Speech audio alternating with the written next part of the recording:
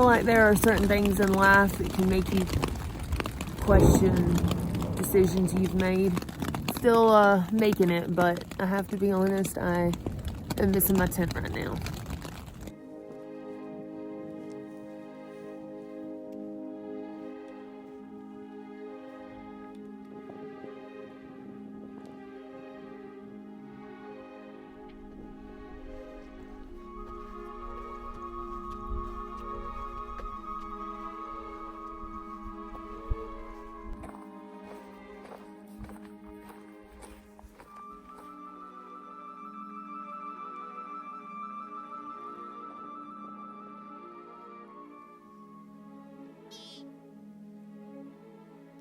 Hey.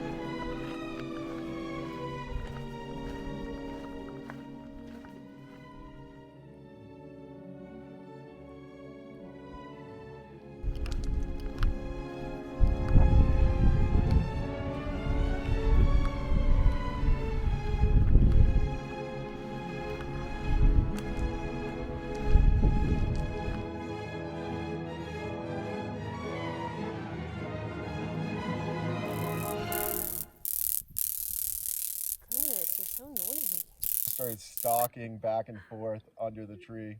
I probably just need to wash my hands because it's licking my finger.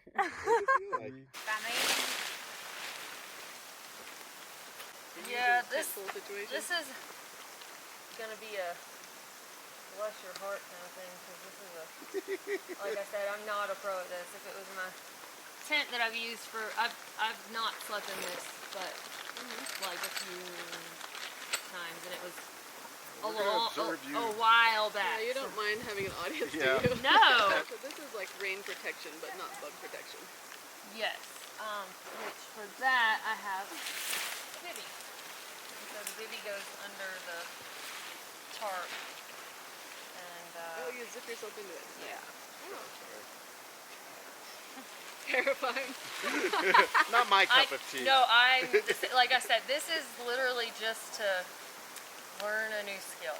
I had originally aimed to go to do either the Pictured Rocks area or Isle Royal in Michigan, because that's one of the two states in the U.S. that I haven't been to yet. But apparently both of those book up pretty quickly. So I took a roll of the dice and came to Wyoming here because I got to see these mountains while I was on my through hike of the CDT, but I didn't get to actually spend time in them. So I wanted to test the Poncho Tarp finally, and new pair of trail runners, and just in general kind of wanted to get off the couch. I had originally planned to do the Grand Teton Loop shown in All Trails app, but had to settle for what I could get since I was all the way here from Alabama, and I went with the Cirque Trail, which meets the Crush Trail, and then I did an extension of that into the paintbrush area. So that's my plan, and I think regardless if you're in this park, you're gonna see something amazing.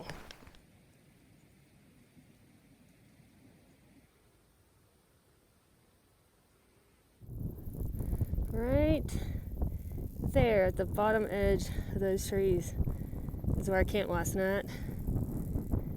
It's only been about a half a mile, but man, it feels and it looks a whole lot farther than that.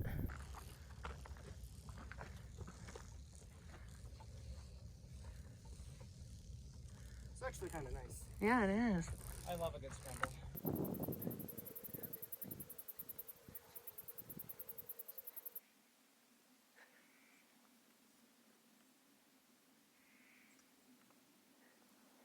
I think he thinks he's hiding.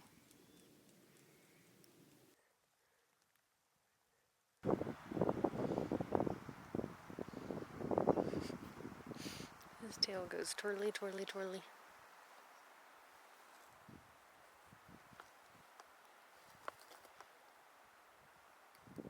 Oh! Thought it was coming to fight me. Wow.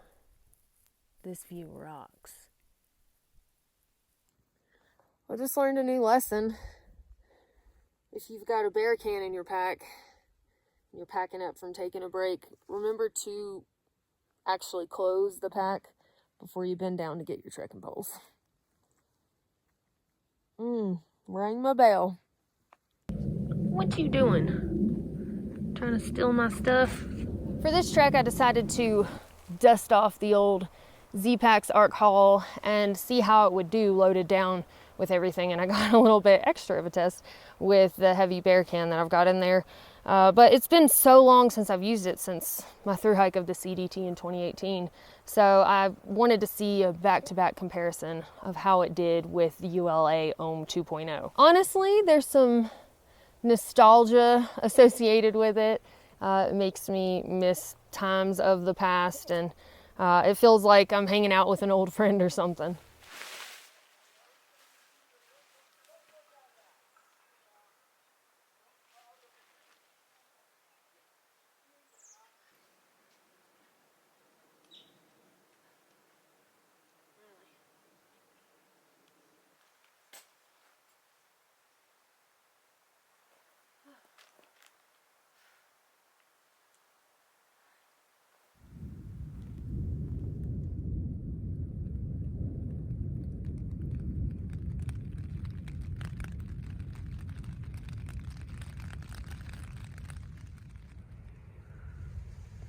Ooh, it just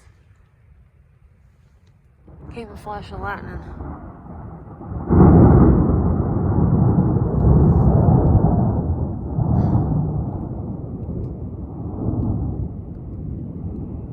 I guess I'll get to see how good my seam sealing skills are. I know that my tarp pitching skills are not great.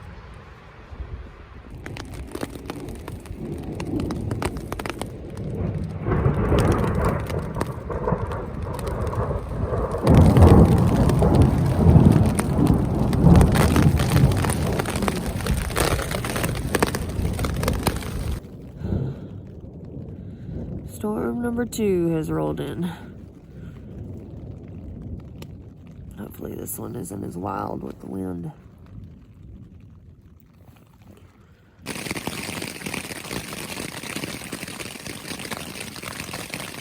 Now it's hailing. Good morning.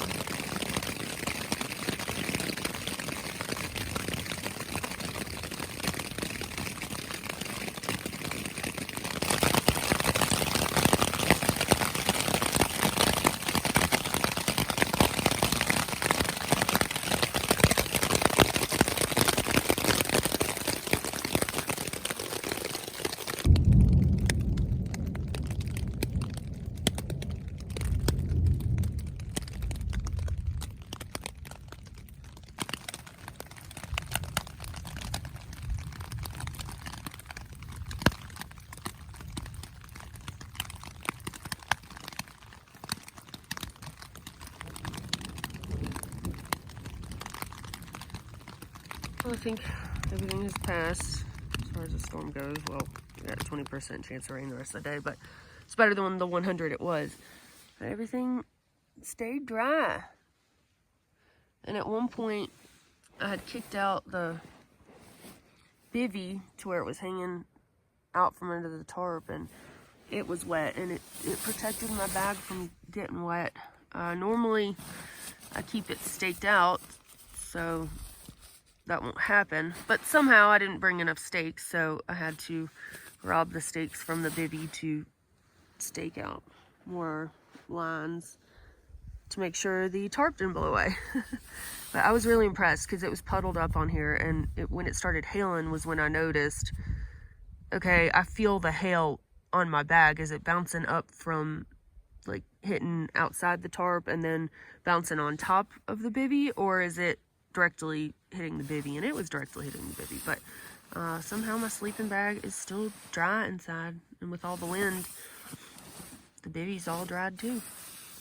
The rain, while it was pretty active and the wind was blowing, it was definitely spritzing the bivvy, so I would never sleep under this ever without having the bivvy, because everything definitely would have been damp, if not soaked. And I mean, even with the moisture in the air, like, this is completely dry underneath. It's still kind of sprinkling. I think it may just be the wind blowing water out of the trees, but instead of trying to wait for every little drop to stop, I'm just going to start packing stuff up under here. Definitely don't have as much room as I do with my tent. I had the tarp set up higher yesterday evening, so I did have more headroom, but then when it started thundering and stuff, I just kind of lowered everything down and added more tie outs just to give it more strength so it wouldn't blow away, which turned out to be a good thing. And yeah, so I do kind of miss my tent when it's raining. Otherwise, so far, it doesn't really seem like a big deal. This is what I would do in the future for all of the tie outs, is have a little carabiner with the cord attached for easy removal. That way when I wear it as a poncho, I'm not dragging along feet of cord, but I can easily remove it and reattach it for instances where the weather's not great, or just because it's convenient.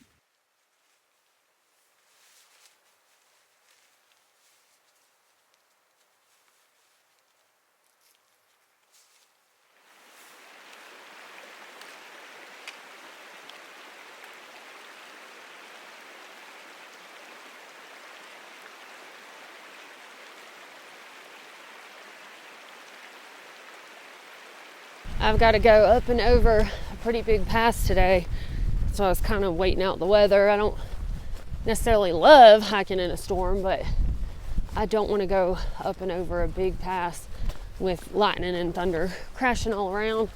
So crossing my fingers that the weather's just going to be sweet the rest of the day. I think that right over there is where I'm going to cross over the pass, and I think it's actually a little bit higher right behind there that I go up before I start descending.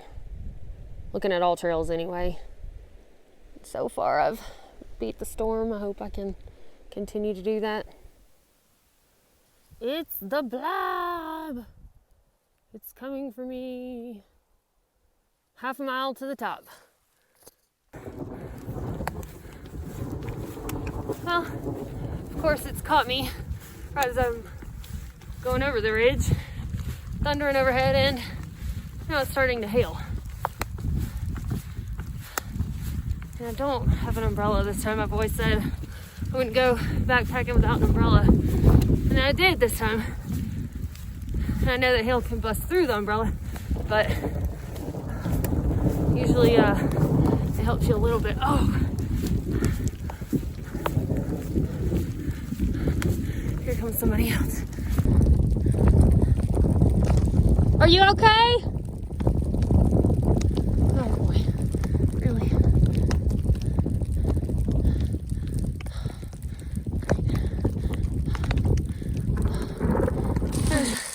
Another little dip like that I got down in back there, but then I remember people in caves get struck by lightning, so again, no choices here.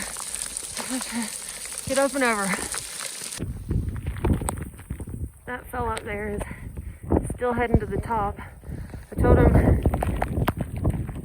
it wasn't a great idea, but that's his buddy that I passed, so he's going after him, and it seems like the worst of it.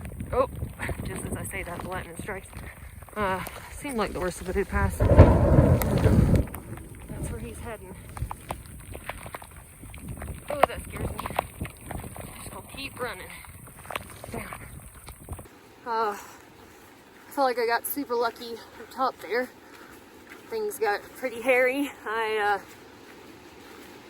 had told myself after doing the CDT and all the storms I saw in Colorado that, you know, I would never put myself in that situation again if there was any way to not. And I think what people don't understand is out here in the wilderness, when you go to elevations that are that high where you're going over a pass, I mean, you get above tree line, and I mean, next thing you know, the skies are clear, and then you're going up in a very exposed area, and the storm starts rolling in. And you really have two options. One, run down the side that you just went up, or if you're close enough to the top, sometimes it makes more sense to just go over and run down, because when I was going up, I knew how far it was till I could find cover if I went back down the side that I'd gone up. But I was hoping that it was closer on the other side, and I was right. So, no regrets. It's just one of those things. Storms roll in on you out here, and you just have to make the best call. And I think I was doing okay with everything mentally until I ran across that other hiker at the top, and I thought he fell down, but he was ditching his trekking poles and getting down to do the lightning stance, and at the time it was very scary, and it put me in a frantic state mentally to see, you know, another human so frantic that they were doing that. And again, it's one of those things where you decide, do you squat down and chill out there at the high point, or do you just do the best you can to get down the other side? And for me, that's what I decided was the best. But I hope that they're both okay, and I'm very grateful that I'm okay. But once I started down the other side, I got to some tree cover pretty quickly, and some of the folks that I met out here, they were like, "Dixie, you can come hide in the trees with us." So I crouched down there with them for a while till the thunder and lightning passed.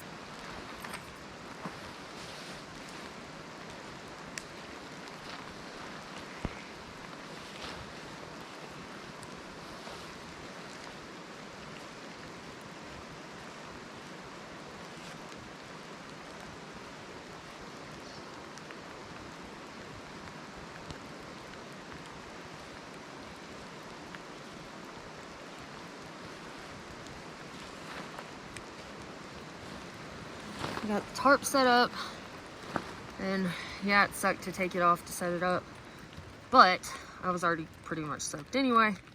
Then I unpacked my pack, and I set up the bivvy and put my pack under the feet part of my bivvy. I put my sleeping pad inside the bivvy, and then my sleeping bag, so it's all protected from the rain. And now comes the freezing part of changing clothes before I slide down into the warmth. I see you peeping me in my tarp. Call you Peeping Tom.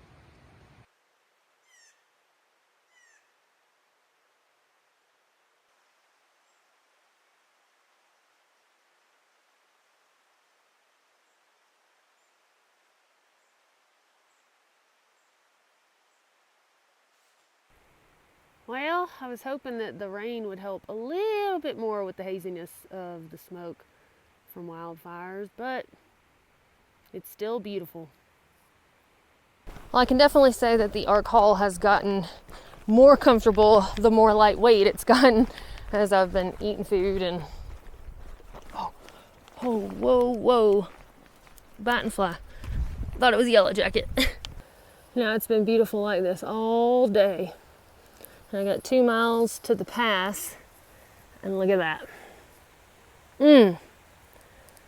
I'll just have to set and take a break till that goes away. Now, of course, another one could roll up, but I'm not climbing while I can see that right there.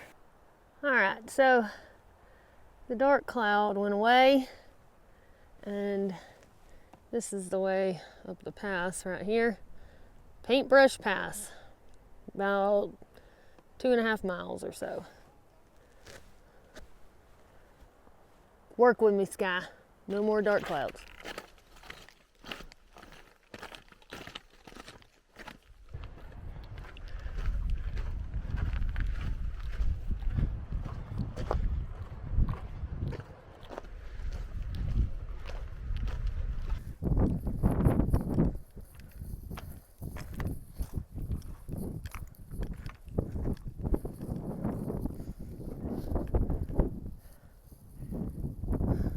Up here, or sneeze for that matter.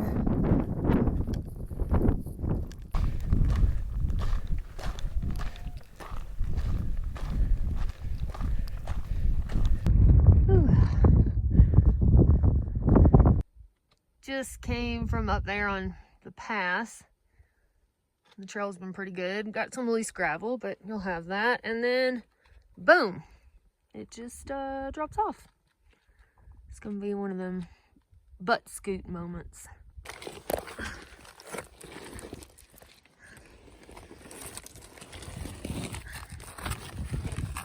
No, don't fall that water bottle.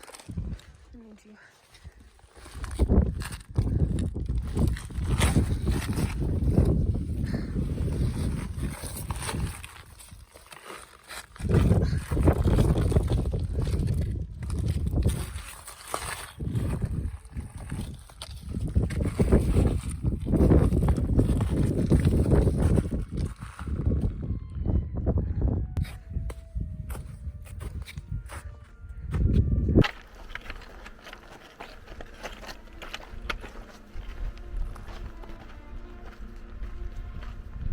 It has been nice to see other people, because a place like this can make you feel lonely real quick. But, you know, I think spending time alone is good, because we spend so much time with other people, or even on social media where tons of other people are telling us all about what they're doing today and what their highlight reel looks like. And so I do enjoy seeing people while I'm hiking on and off, and I've kind of mixed it up. The first night I camped with some people that I'd met while I was standing in line for my permit, and since then I've been choosing to camp alone. But this is one of those areas that is high trafficked, but you can have alone time if that's what you desire, or you can meet other backpackers.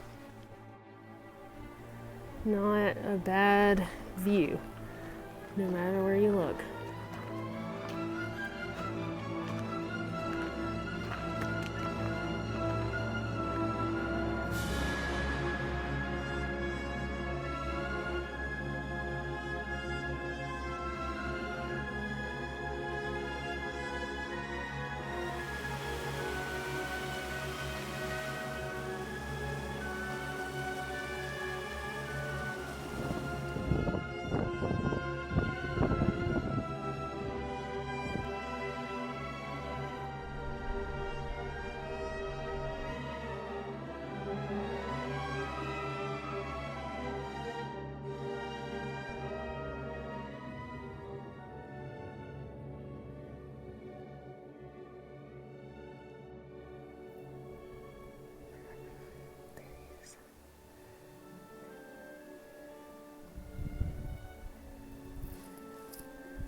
You curious? Yeah. Hey, sweetie, sweetie. How do you live up here in the wintertime? Doesn't it get so cold? Oh my goodness, that's rude to do on camera.